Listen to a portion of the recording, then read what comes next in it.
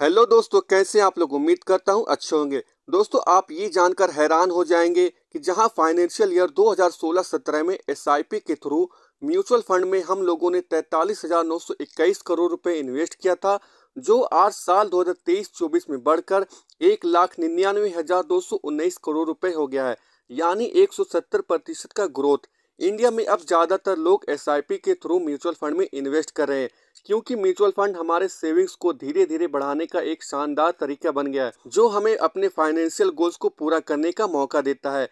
लेकिन mutual fund में बहुत सारे ऑप्शंस अवेलेबल हैं, इसलिए अपनी मेहनत की कमाई को इन्वेस्ट करने से पहले म्यूचुअल फंड के फायदे और नुकसान को समझना जरूरी है।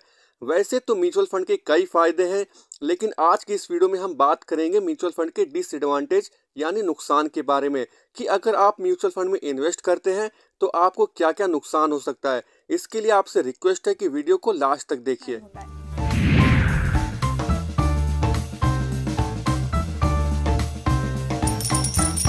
दोस्तों, म्यूचुअल फंड का सबसे बड़ा डिसएडवांटेज है वो है cost and fees. Mutual fund में इन्वेस्ट करने पर आपको कई तरह के फीस देने पड़ते हैं, जिसमें management fees, entry exit load और अदर ऑपरेशनल एक्सपेंसेस शामिल है। ये सभी खर्चे आपके ओवरऑल रिटर्न को प्रभावित करता है, जिससे आपका रिटर्न कम हो सकता है। इसके बाद दोस्तों, म्यूचुअल फंड का दूसरा डिसएडवांटेज है मार्केट रिस्क।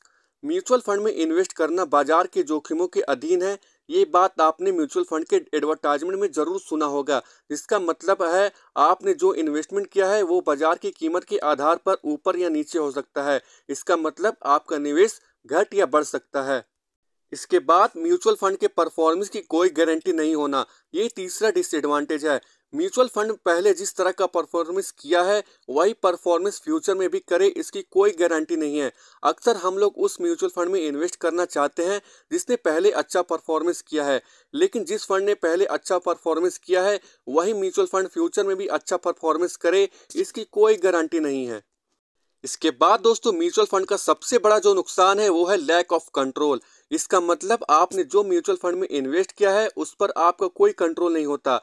आपके म्यूचुअल फंड का पूरा पूरा कंट्रोल उस कंपनी के फंड मैनेजर का होता है। किसी म्यूचुअल फंड का फंड मैनेजर ये डिसीजन लेता है कि कौन सा स्टॉक खरीदना है या कौन सा शेयर बेचना है, तो इस हिसाब से आपका अपने म्यूचुअल फंड पर कोई भी कंट्रोल नहीं होता। तो दोस्तों, ये सबसे बड़ा नुकसान है म्यूचुअल फंड का।